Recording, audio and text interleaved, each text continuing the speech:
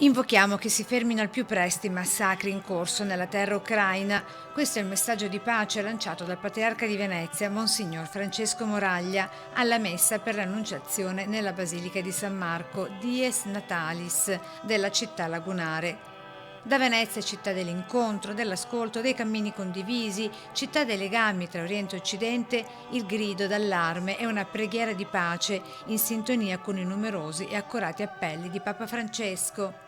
Si è aggiunta la guerra in Ucraina, che ha martirizzato un popolo, che ha colpito l'Europa, una guerra preannunciata in questi anni, sottovalutata, ma nello stesso tempo inspiegabile, inattesa nella sua carica di tragedia per milioni di uomini, donne e bambini.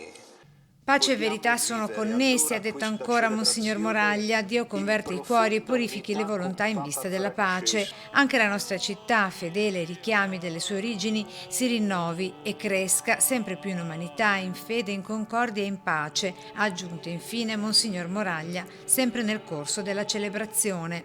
Torniamo a chiedere protezione, rifugio a Maria, nostra Madre.